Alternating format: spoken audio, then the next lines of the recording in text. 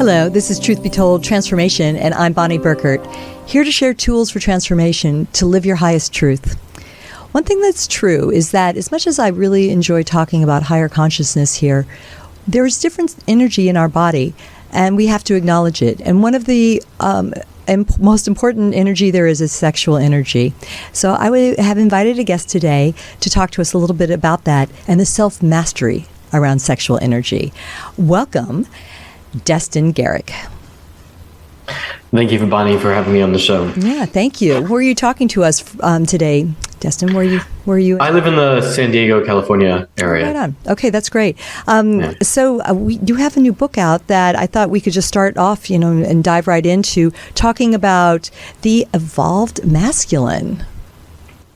Yes, the evolved masculine, and subtitles: "Be the man the world needs and the one she craves." And I think that subtitle very much encapsulates the driving force behind the book, and what I think the men who buy. I got to say, a lot of women end up buying my book as well, largely to deepen their own understanding and insight of men today. Sometimes also to get a sense of feeling of inspiration and hope for the fact that, yes, there are men who are really committed to doing their work and growing and evolving alongside them. But most people, they need a reason. They need a reason to grow, to transform, to create big changes in their lives. And quite often that reason is pain. Something painful, traumatic ends up occurring in their life that leads them to a place of something needs to give, something needs to change. I've got to do something now. And that's the fire to do what it takes. Others, it's just a drive for something that they desire or crave in their lives. Like a massive driving force in many men's lives, especially younger men, but throughout, is women and sex. And so I think much of what we're going to be speaking about today as well is how these things can be both drivers for transformation, as well as how the sexual energy itself can be used for that transformational process. No, it's great. Okay, I could take this a number of different ways here. I want to talk, but I'm going to hold on to your audience here. What you said at the beginning, that there could be a pain point that might drive men to do some self-examination in this area of their lives and read your book. I understand that part, and yet at the same time, I also am kind of excited about the thought of younger men in their earlier part of their lives, perhaps more active times in their lives, also diving in. So do you want to talk about the two potential audiences that you would have? Sure. So if I understand correctly, we have, I think of it in a certain sense as men older than me and men younger than me. Yeah. So there are many men who end up finding their way to my work around forming a healthy relationship to their masculinity, their sexuality, and or how they understand and relate to women and the feminine.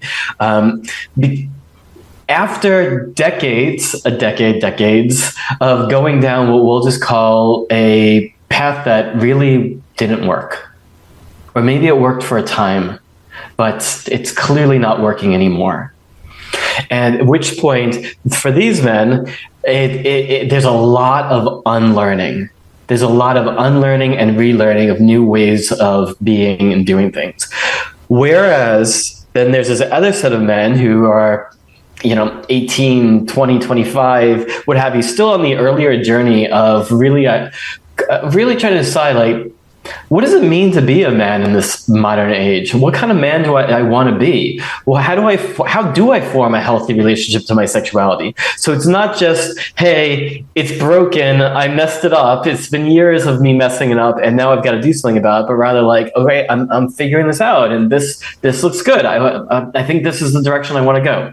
So there is a strong difference in those audiences, but I mean, ultimately, the underlying message is the same. It's just, how do we get there? Yeah, indeed. So when I'm very excited that we can speak more openly about this. I don't know that a book like this existed readily, say, 20 years ago. I might be wrong, but I mean, it's great that this is being examined, and you're out there lecturing as well, right? People can see you in person, and so I don't know. Of course. What do you think? Is there interest from younger men to explore this? Well, I think, not just I think, my experience has shown now more than ever. I've been doing this work in one form or another for over 20 years, and particularly focused on men for, I'd say, since 2008, 2009-ish. Put simply, I was ahead of my time. There were years where I felt like I'm talking to a wall. But the truth is, post Me Too, everybody's listening now. Interesting. There are far more people paying attention. There are far more people making their way to my work. Again, I used to, when I would speak about my work, people would, I don't know, there was varying degrees of interest. Now, it doesn't really matter where I am. If I start speaking about like what I do, ears perk up. People are paying attention. It's like the time seems to be now in our cultural zeitgeist that we're having these conversations around around men, around women, around our dynamics with one another. The Me Too movement has given a massive mirror for men that, hey, maybe some of the things that we learned around sex, around women are not quite working, if they ever did. This is very interesting.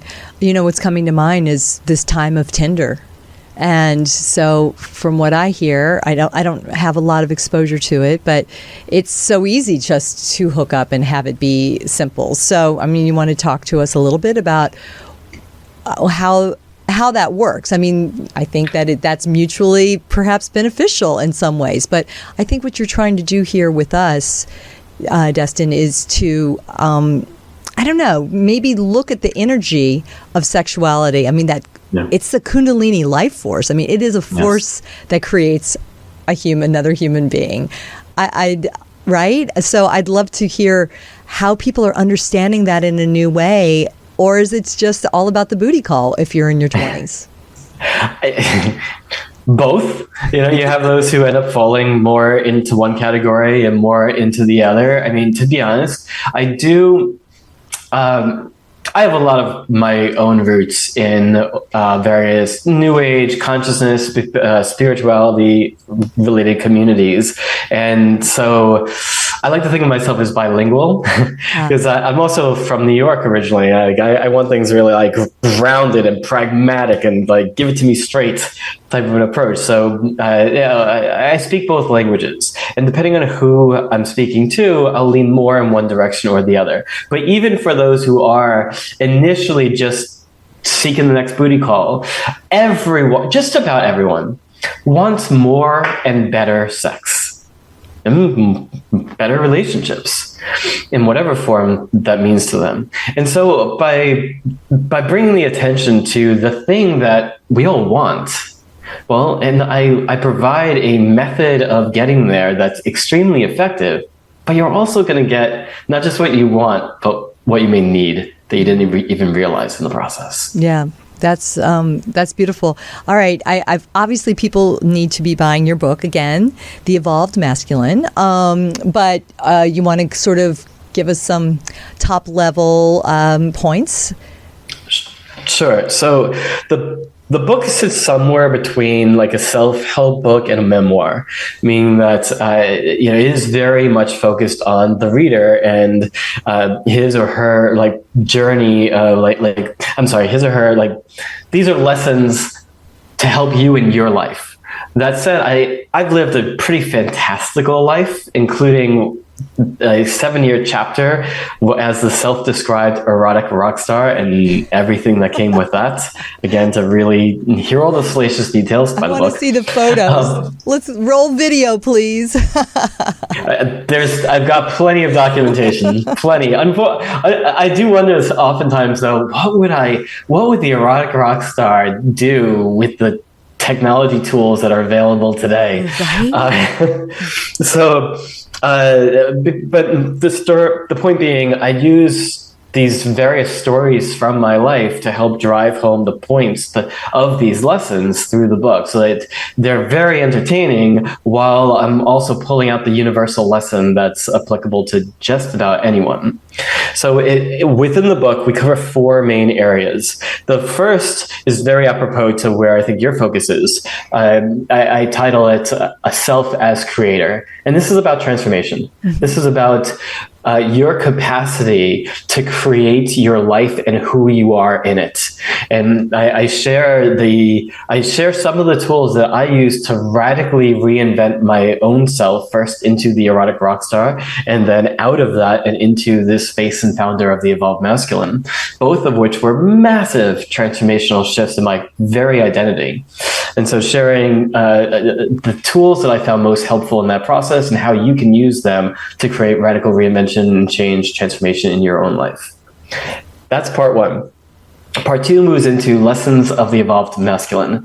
These are 15 different lessons that I learned on my journey of trying to figure out, so what kind of man do I want to be? What does it even mean to be a man and a good man in this modern world? And it was a bumpy road. And it was a road where I feel like it should not have been this hard. And so I've really done my best through this book to pull out these different lessons so that maybe it doesn't have to be quite so hard for others. If you can learn through my pain and make different and better mistakes for yourself, great.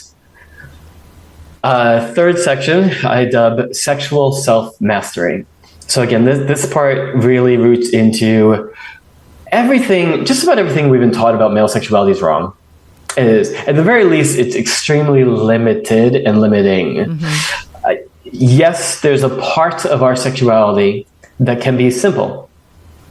But if we live within that simple part of our sexuality, that it's easy for our bodies to get turned on, we get an erection, we come, we're good, then we end up living just a small sliver of what's actually possible for us and what's possible for us to experience. And that what we're able to experience in our male bodies is massively larger than what we've been told.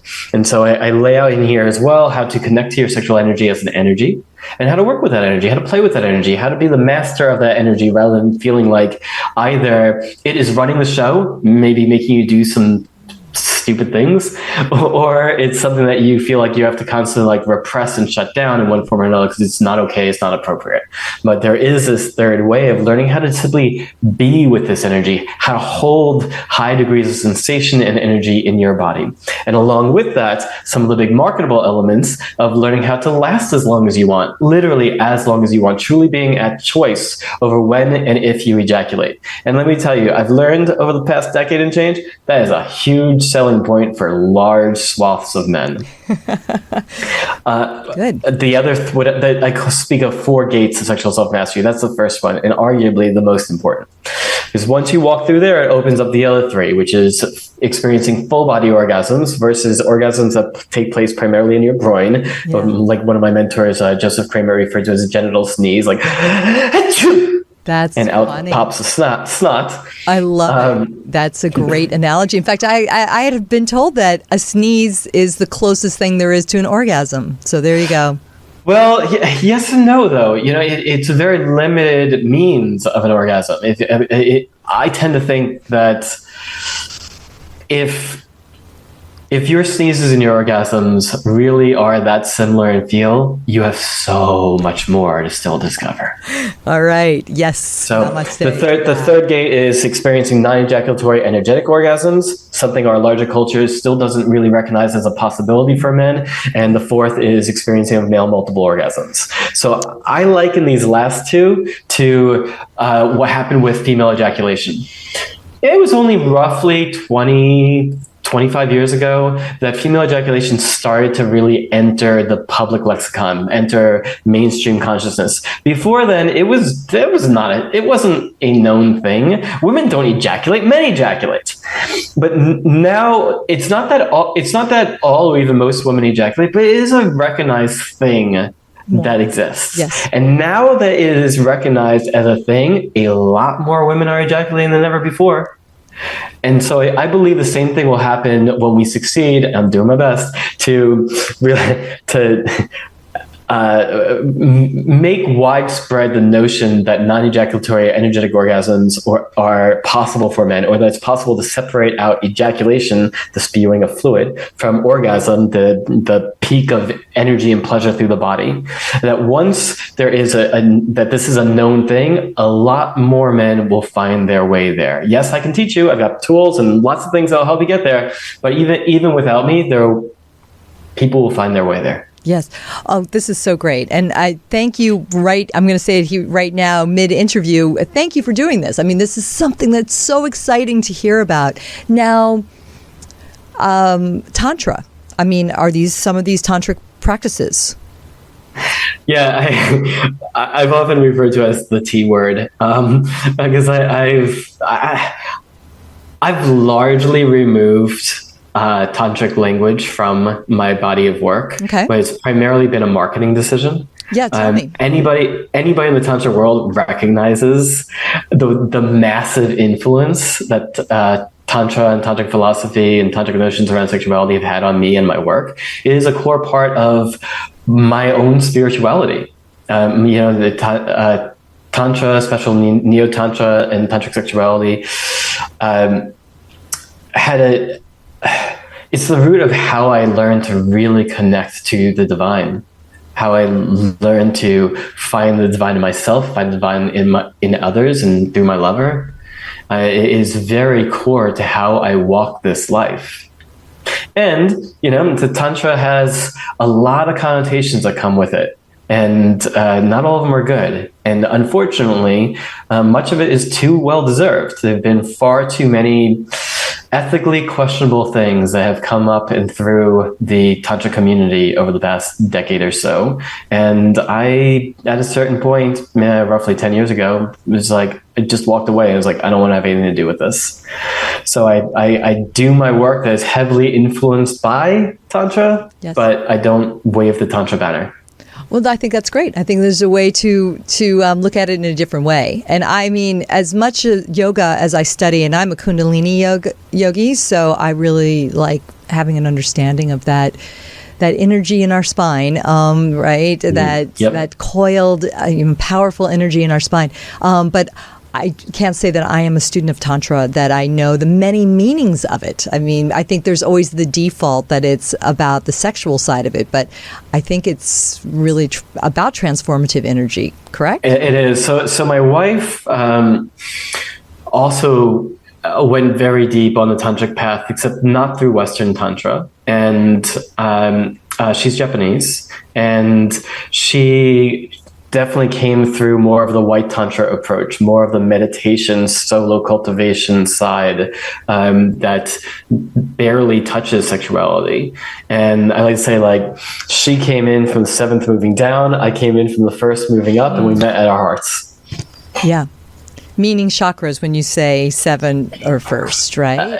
Yes. As I said, I'm heavily influenced by Tantra. Yes. The chakra system particularly I have a very strong affinity for. Oh, that's fascinating. No, I really, really, me too. So that's why I like talking about that part of it. And yet culturally too, there's so many interesting aspects to it. And especially as you mentioned, what's happened just in recent years since Me Too, that there's looking at things in a different way. Yeah. I don't know. Yeah. So I want to speak to that for a moment, since the Me Too element has come up quite a bit. So as men, or even in our larger culture, we have such a deep story of men as the driving force towards the sex, and women as this gatekeeper that's either keeping it out or allowing it in. But that's her role, either keep it out or allow it in. And honestly, it blows my mind how prevalent that paradigm still is in 2023, when it doesn't actually account for where is the woman's authentic sexual desires. Yeah. Her desires, not just her allowing, but her desire. And so one of the elements that I really explored very deeply, especially during my erotic rockstar years, was this notion I called like flipping the script and enticing desire. So flipping that script, aka, so instead of your man is just constantly moving forward and trying to like knock down her defense, go around her defense, get her to drop her defense so that he can get in there. Instead, let's change the script entirely so that it's more about how do you as a man spark her desire? Yeah. Then fan the flames of that desire so that she is not letting you. She is actively craving you. And when you play that game, there's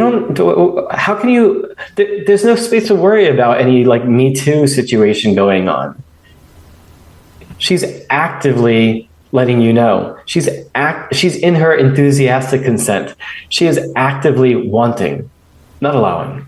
And there's something about this that can be so incredibly fulfilling. It lets you know as a man that you can actually be desired. And I say it lets you know, but it requires you to know this. Because quite honestly, that other paradigm and so much of what's taught to men by the pickup communities or a lot of dating stuff in general that is rooted in various forms of, dealing with her defenses. And that's being nice about it.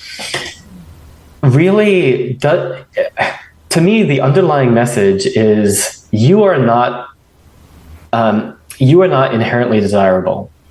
The only way a woman would want to have sex with you is if you somehow worked your angle.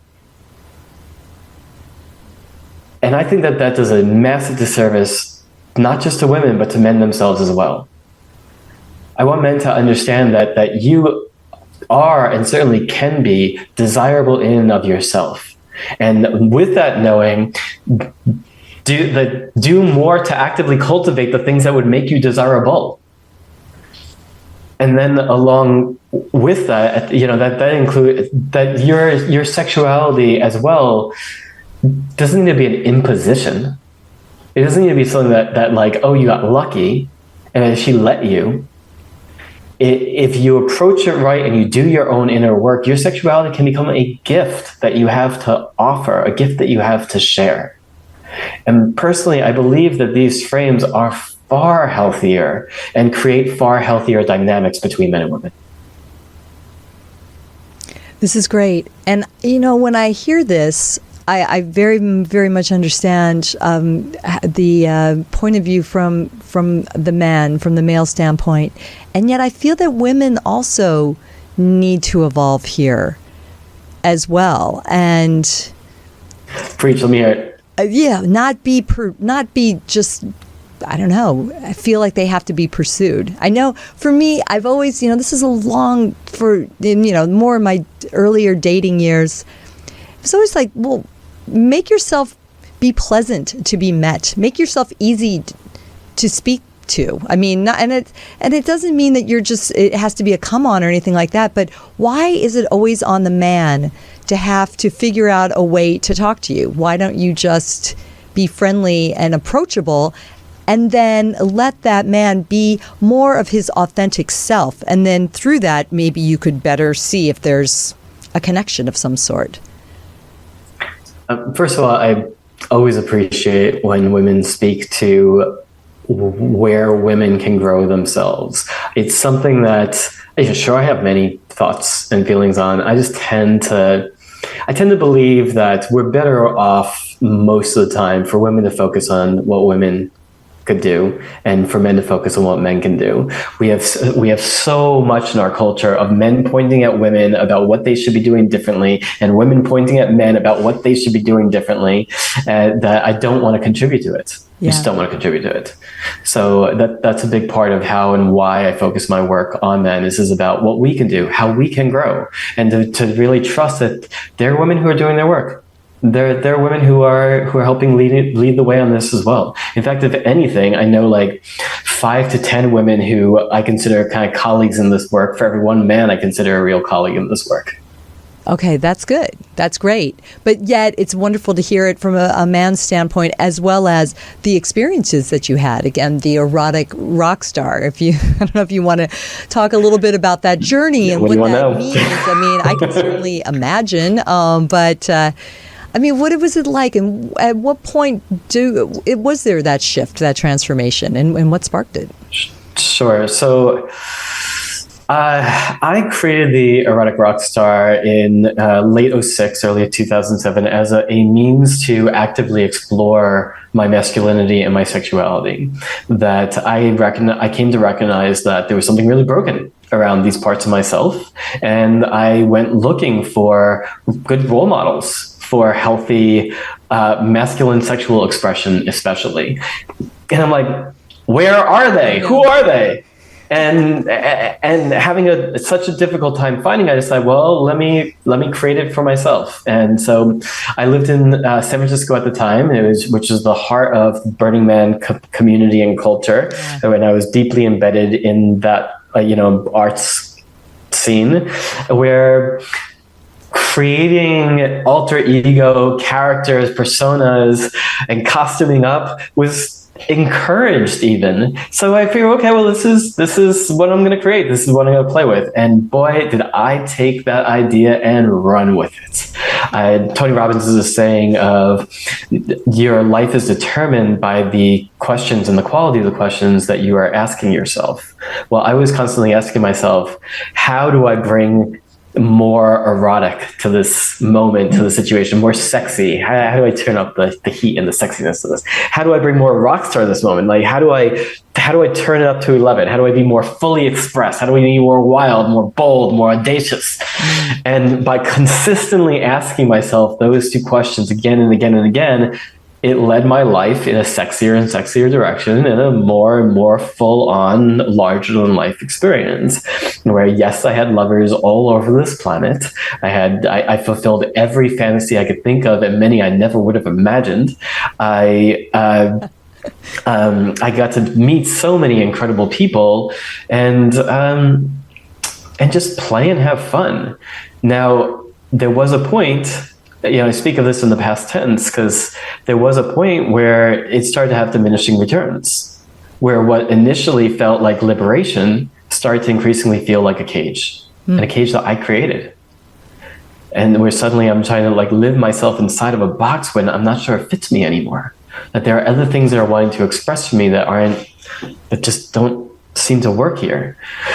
And then I had a series of really traumatic experiences. I was in a toxic, abusive relationship. I ended up getting her pregnant. She aborted the child against my wishes. I wanted the child. That had a massive impact on me. My mom got diagnosed with leukemia. She ended up dying 6 months later. The combination of those, and then I had a massive health crisis of my own, advanced adrenal fatigue, where I was bedridden for over a month, and it actually took me a few years to truly recover from. Put it all together, I knew it was time for the Erotic Rockstar to end. Hang up the spurs. And with that, especially with the mom and the abortion thing, my drive for family suddenly became front and center in my life. Yeah. And I started to recognize, I think that the way I've been living my life is not the most conducive to me having that. So I started making major changes. And so now here I am, which is now quite a bit later. And I'm married 5.5 years. We have 2 children, 5 and 2 years old. I did it. It's very interesting. I mean, you're definitely making me think about my own path with all of this. And I mean, I'll just reference the show Sex and the City, and basically I think they must have stolen my journal to write that show. So, but I remember for me also at one point it was wild, and then it was also like adrenal fatigue. It was shingles, which is stress related. But I remember I was young, and it seemed kind of young to be having that.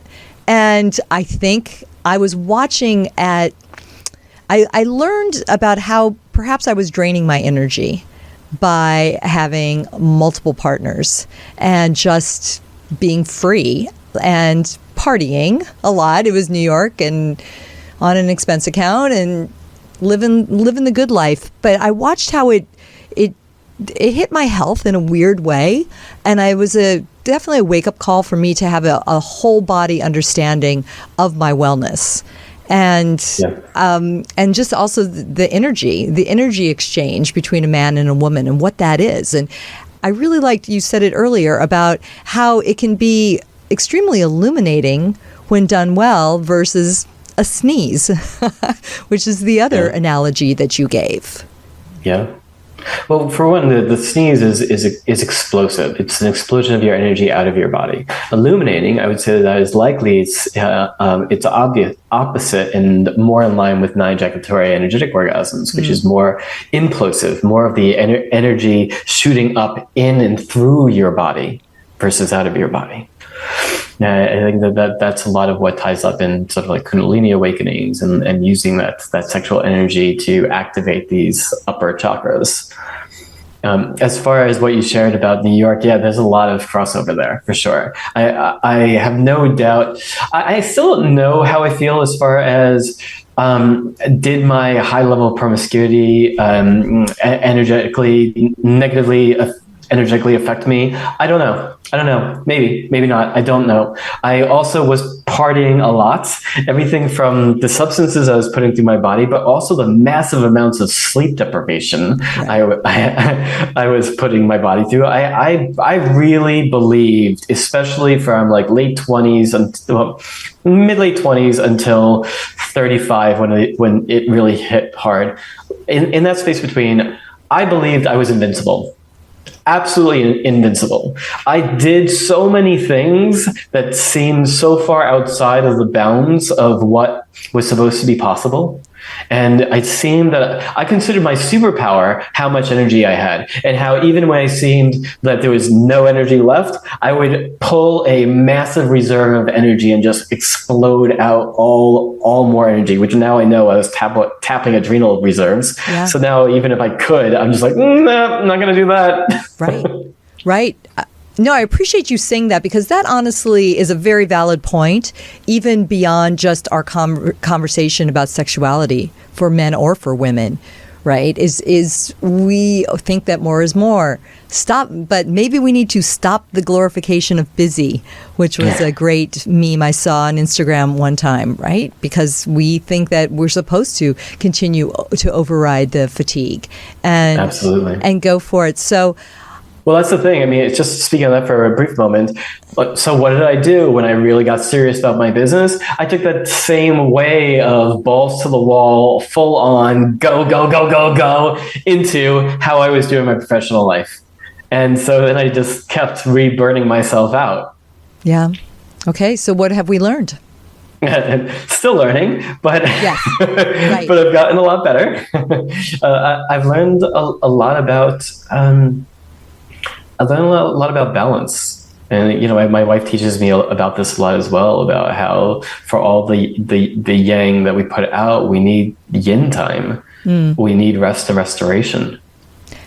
And so I really do my best now to focus on more things to self-care. I look at it as an aspect of self-love practice. Do things that I know fill me up, and as well as things that stabilize my nervous system, downregulate my nervous system. Thank you. All those things help considerably. Thank you for the reminder about that. And I'd like to comment about that yin and yang. It really makes a lot of sense, and I think that that's where a harmonious relationship can help. Ideally, 100%. Right? I mean, 100%. The woman, the male being the yang, or the women being the yin. And of course, we evolve within those roles, but that's the nature of it. And how does that complement and then ideally fuel each other? And I think that's really what we're supposed to be doing all along, right? Not merely procreating, but I think there is that harmonious, I guess I'm just going to say living, how we coexist to help each other and learn from each other and be evolved. So I just want to speak to this aspect about her being the yin and me being the yang. Yes, and just like in the Taoist symbol, the yang, the black yang carries a white circle in the midst of it. It carries the seed of, it carries a part of the yin within him. She, the yin, the white yin carries that black dot, the seed or part of the yang within her. I think it's a reminder that we are not 100% total one thing or the other.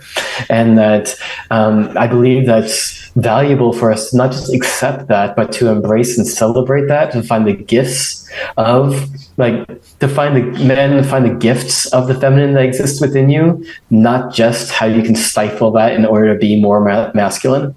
It's there for a reason. And you can know the feminine within you without it being a threat to the masculine within you. In fact, it can help you understand your masculine qualities even more, as well as being a doorway to deepening your understanding of her. Excellent. So in our final minutes, Destin, is there anything else that you'd like to bring up? I mean, I know that you said that the energy through the chakras is something that is very interesting to you and certainly resonant to me. That would be one thing. So if you want to share further thoughts on that. Oh, wait. Well, I do have one other question. For those who have a video, you see my one tattoo is a giant heart chakra piece. Incredible. It's actually a heart chakra piece that includes all these second chakra sexuality-based pieces to it. Fabulous.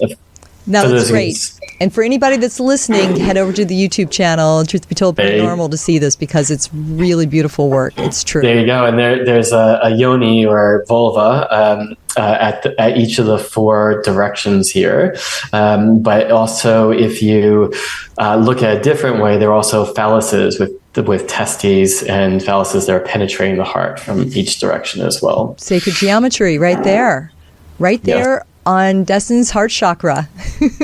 So also with that, you'll see at the center, it is the Sri Yantra. It's also I'm sorry, not the Sri Yantra, but Anahata.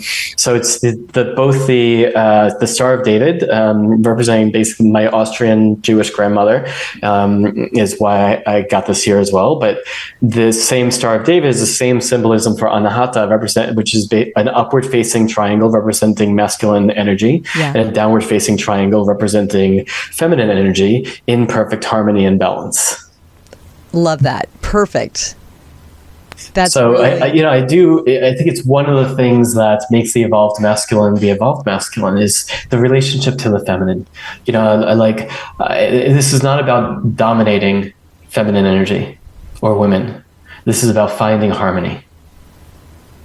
Embrace her rise. Embrace her power. Encourage her power. Hold space for her power. Help create a world. This is one thing I believe very strongly, that we're in this time of rebalancing of masculine and feminine energies on this planet, where women and the feminine are coming into a greater state of their own power, and that what is being asked of men more than anything is, what can we do? And I said really the masculine, because the masculine in women as well. What can we do to create a world in which the feminine feels safe to truly flourish? Because at present, this is not a safe world. What can we do to make it safer? Wow, what a beautiful call. I appreciate that so much. And again, Destin, give us your website, please, so that people can find you. Yeah, absolutely. evolvedmasculine.com. Okay, also the name of the book. And until the next time, there's so much to talk about, and I really appreciate it. This has been fascinating, and I'm greatly encouraged by the work you're doing, and please know I'm here to support in any and all ways. I really, really appreciate you taking time to talk to us. Thank you so much, Bonnie. Really been a pleasure. Namaste. Namaste. Cheers, everyone. This has been Truth Be Told Transformation. Again, I'm Bonnie Burkert, here with a new episode every week or so. You can also listen to Robert Hensley on the Minuteman Report, Mondays live at 3 p.m. And, of course, Tony Sweet every Friday live at 3 p.m. With Truth Be Told, as well as in Truth Be Told Espanol with Metaphor on Tuesdays. We're really here to help raise consciousness, clear the energy, and really come together. That's what this episode was about. So appreciate the listen and the share and the follows. Until the next time, namaste.